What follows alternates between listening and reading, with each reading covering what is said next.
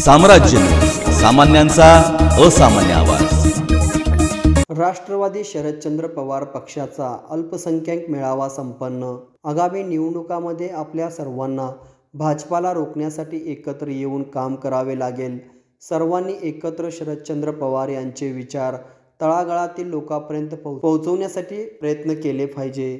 सोलापुरातील सर्व अल्पसंख्याक समाजाने तौफिक शेख यांच्या मार्गदर्शनाखाली काम करावे।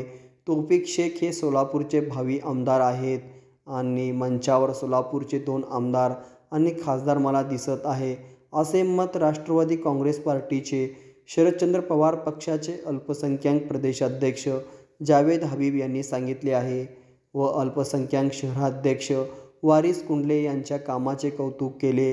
राष्ट्रवादी काँग्रेस पार्टी शरदचंद्र पवार पक्षाच्या वतीने अल्पसंख्याक मेळावा व नूतन पदाधिकाऱ्यांचा नियुक्तीपत्र व सन्मान सोहळा आयोजित करण्यात आला होता। या प्रसंगी जावेद हबीब बोलत होते। शहराध्यक्ष सुधीर खरटमल यांनी बोलताना म्हणाले की आपण सर्वांनी मिळून राष्ट्रवादी काँग्रेस शरदचंद्र पवार पक्षाचा मिळून काम करायचे आहे।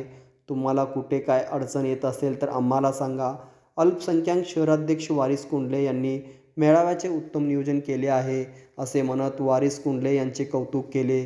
यावेळी शहराध्यक्ष सुधीर खरटमल, महापौर महेश कोटे, नगरसेवक तथा शहर कार्याध्यक्ष तौफिक शेख, अल्पसंख्याक शहराध्यक्ष वारिस कुंडले, धाराशिवचे प्रदेश उपाध्यक्ष मसूद शेख, महिला प्रदेश उपाध्यक्ष नलिनी चंदेल, महिला शहराध्यक्ष सुनीता रोटे, दक्षिण विधानसभा अध्यक्ष नुरुद्दीन मुल्ला, राजू कुरेशी, जावेद खरादी, युवक कार्याध्यक्ष सरफराज शेख, नगरसेवक इब्राहिम कुरेशी, बिस्मिल्ला शिकलगार, गनी पठाण, मंजूर मामा, सलीम नदाब, फैसल कलवल, समीर कुंडले, पंढरपूरचे सलीम मुलानी, गफूर शेख, अल्ताफ बुरहान, शिरू शेख, अल्पसंख्याक विभागाचे सर्व पदाधिकारी व कार्यकर्ते तसेच युवक वर्ग मोठ्या संख्येने उपस्थित होते।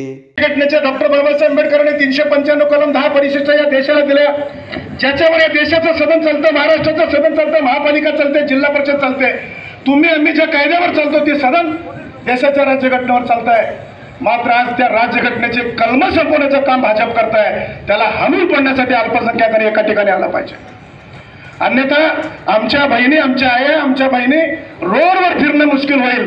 ओबीसी लोकांना दाबण्याचं काम चालू आहे, अल्पसंख्याकांना दाबण्याचं काम चालू आहे। आसाम सारख्या एका राज्यामध्ये धिंड काढली जाते, द्रौपदीचं वस्त्रहरण जसं होतं त्या प्रकारे आमच्या भगिनीचं वस्त्रहरण होत आहे, त्याचं उडीवर शूटिंग चाललंय, मात्र त्या भगिनीवर कोण अंगावर एखादी साडी टाकायला तयार नाही। ही घटना आज आपल्या महाराष्ट्रामध्ये, देशामध्ये घडताना दिसत आहे। याच्यापेक्षा वाईट काळ आगामी काळामध्ये येणार आहे।